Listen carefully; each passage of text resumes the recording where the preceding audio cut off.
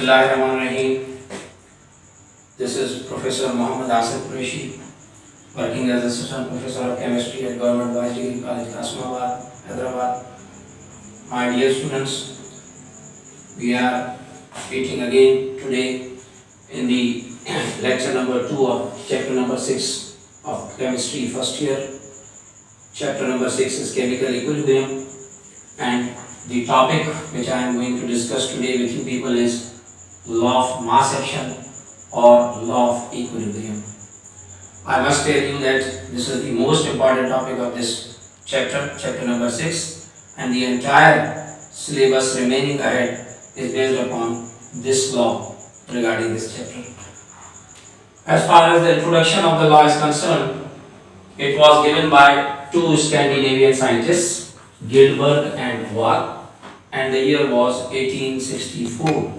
Gilbert and Waugh, two Scandinavian scientists, gave this law in the year 1864. This law can be applied on a reversible reaction when that reversible reaction reaches the equilibrium state. So, the statement of the law says that the rate at which a substance reacts is directly proportional to the product of the active masses of the reactants, or we can say the rate at which a substance reacts is directly proportional to its active mass. The complete definition I must tell you: the rate at which a substance reacts is directly proportional to its active mass, and the rate of a chemical reaction is directly proportional to the product of the active masses of reactants. Here the term product means multiplication. We have to multiply the active masses of the reactants taking part in the reaction. So greater the active masses of the reactants taken, greater will be the rate of reaction.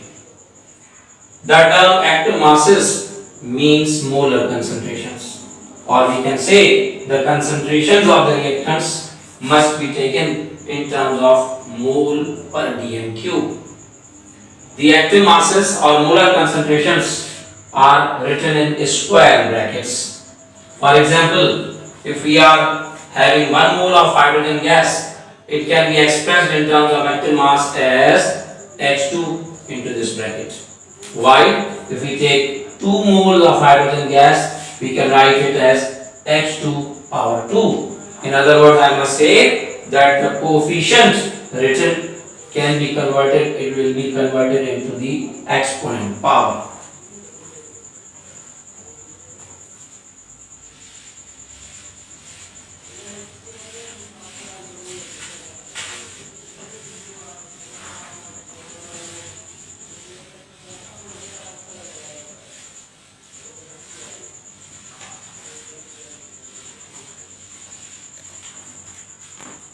My dear students, by applying this law on a general reversible reaction, I am going to derive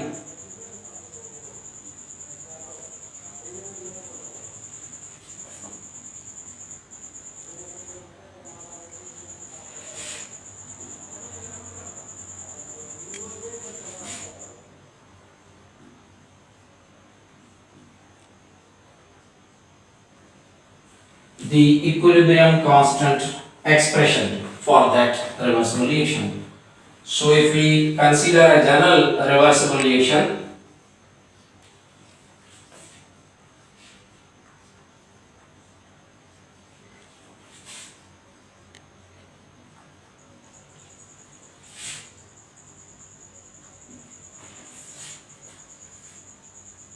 Ma plus Nb equals to Xc plus Yd, means n number of moles of reactant A are reacted with n moles of B, and we got X moles of the product C and Y moles of the product D here. If we apply law of mass action on this reaction,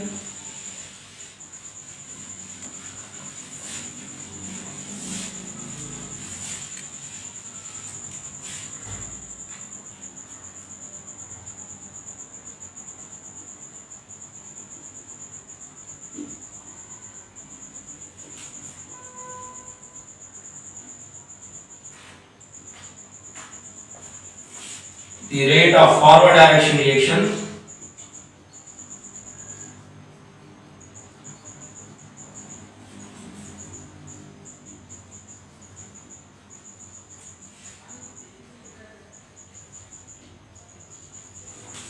will be directly proportional to the concentration of reactant A power m into the concentration of reactant B power n.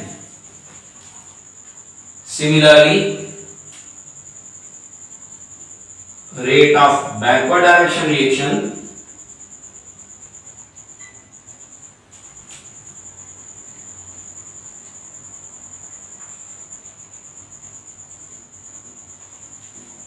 will be directly proportional to the concentration of C power x into the concentration of D power y. Now, by removing these signs of proportionality, we can write these expressions as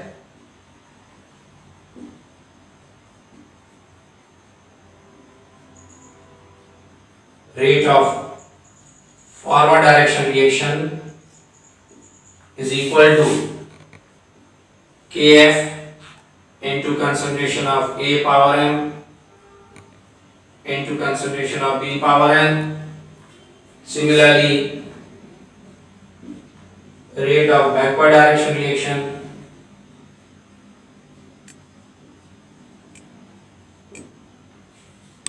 equals to Kb into concentration of C power x into concentration of D power y.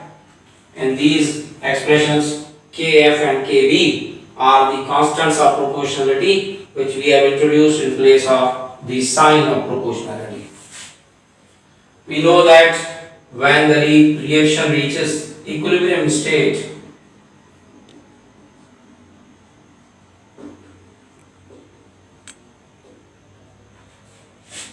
rate of forward reaction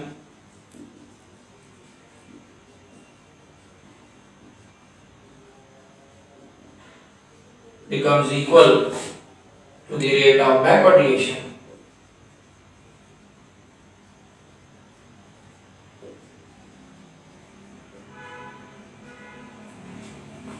So by putting the values of rate of forward reaction and rate of backward reaction, we have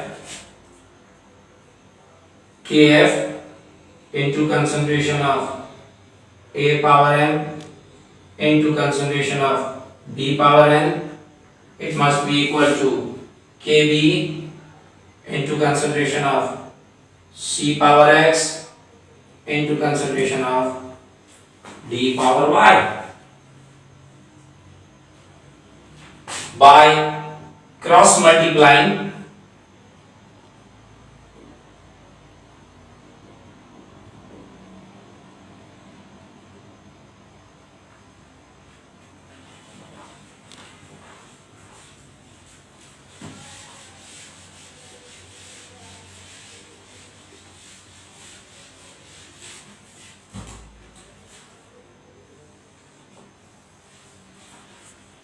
by cross multiplication, we can write Kf upon Kb, which must be equal to concentration of C power x into concentration of D power y upon concentration of A power m into concentration of B power n. Now these two constants Kf and Kb, this is the rule of simple mathematics.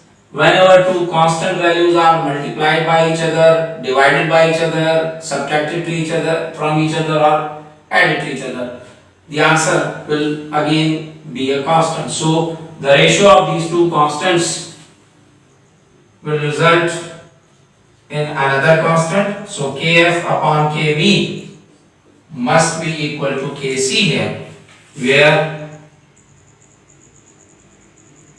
Kc is called the equilibrium constant.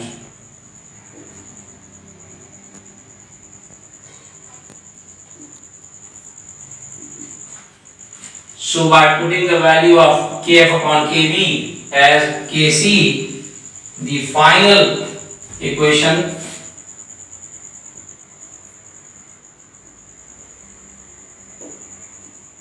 we can write here as Kc equals to concentration of C power x into concentration of D power y upon concentration of A power m into concentration of B power n. Now this equation or this expression is called the equilibrium constant expression for the above given reaction. Ma plus Nb equals to Xc plus Yd. Now, if you look at the original reaction here, A and B were taken as the reactants while C and D were the products formed. And if we look into the final equation which we got in the end, C and D are written upward as numerator, A and B are written downward as denominator. So we can conclude from this expression as the value of Kc, equilibrium constant Kc, must be equal to the concentration of products upon concentration of reactants. So this expression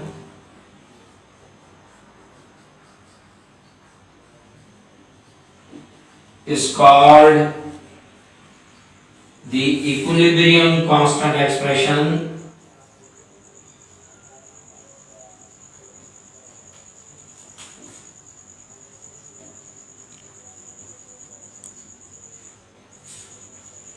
for the above reaction.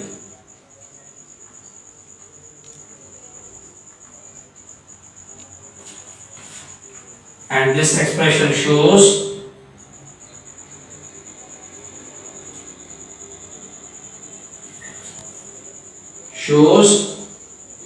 that Kc is equal to the concentration of products upon concentration of reactants here. And I must tell you, dear students, that this is the main formula being used in this chapter for the solution of problems. The main problems of this chapters are based upon this formula. Kc equals to concentration of products upon concentration of reactants. I hope and I wish that you have all understood this topic today. I am leaving today's topic here. Inshallah, we will be meeting again in the upcoming lecture number 3 to further discuss the next topic of this chapter. The third lecture will be coming soon, inshallah. Till then, Allah Hafiz. Assalamu alaikum wa rahmatullahi wa barakatuh.